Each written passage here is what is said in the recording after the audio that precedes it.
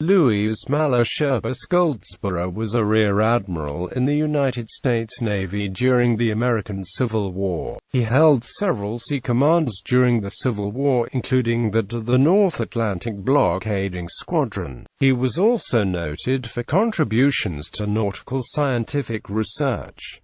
His younger brother, John R. Goldsborough, was also a U.S. Navy officer who served during the Civil War and who later became a Commodore. Biography. Louis Malesherbes Goldsborough was born in Washington, D.C. in 1805, the son of a chief clerk at the United States Department of the Navy. He was appointed midshipman in the United States Navy by Secretary of the Navy Paul Hamilton on June 28, 1812. At the time of his appointment, he was 7 years old, and Goldsborough did not actually begin serving until February 13, 1816, when he reported for duty at the Washington Navy Yard.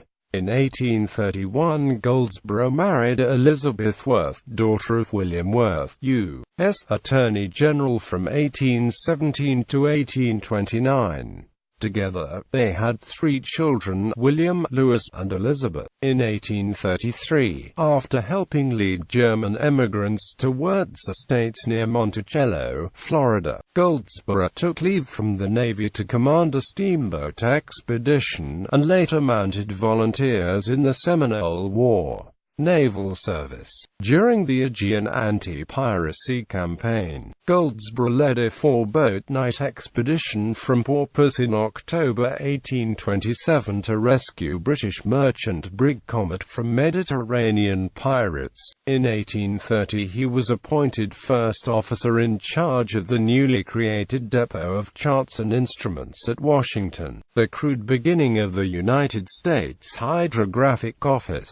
Goldsborough suggested creation of the depot and initiated the collection and centralization of the instruments, books and charts that were scattered among several Navy yards.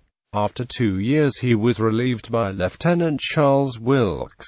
After cruising the Pacific in the frigate United States, he participated in the bombardment of Veracruz in Ohio during the Mexican-American War. He served consecutively as commander of a detachment in the expedition against Tuxpan, senior officer of a commission which explored California and Oregon, superintendent of the United States Naval Academy, and commander of the Brazil Squadron. Civil War service. Goldsborough was given command of the Atlantic Blockading Squadron in September 1861, relieving Flag Officer Silas Horton Stringham. In October of that year, the Atlantic Squadron was split into the North Atlantic Blockading Squadron and South Atlantic Blockading Squadron. Goldsborough took command of the North Squadron, and Flag Officer Samuel Francis Dupont assumed command of the South Squadron. During his command of the North Atlantic Blockading Squadron, which he commanded from its inception to September 1862, he led his fleet off North Carolina, where in cooperation with troops under General Ambrose Burnside, he captured Roanoke Island and destroyed a small Confederate fleet. Peninsula Campaign. After aiding the capture of Roanoke Island, Goldsborough and his command were sent to Hampton Roads at the request of Major General George B. McClellan to help protect Union forces landing on the Virginia Peninsula at the start of the Peninsula Campaign. Goldsborough refused to be placed under McClellan's direct command, telling Assistant Secretary of the Navy Gustavus Vasa Fox that he would instead cooperate with McClellan. After sending 6 of his vessels to attack the Gloucester Point batteries, Goldsborough withdrew them, saying the area was too dangerous for his ships, even though none of them sustained any damage, and fearful of a return appearance by CSS Virginia, which had laid waste to a Union naval force in Hampton Roads while Goldsborough was at Roanoke Island. At the start of the 7 days battles, Goldsborough was asked again, this time by President Abraham Lincoln, to come to McClellan's aid. Goldsborough continued to hold back his fleet, forcing Lincoln to accept a recommendation by Secretary of the Navy Gideon Welles to detach ships under Goldsborough's command and place them under Commodore Charles Wilkes,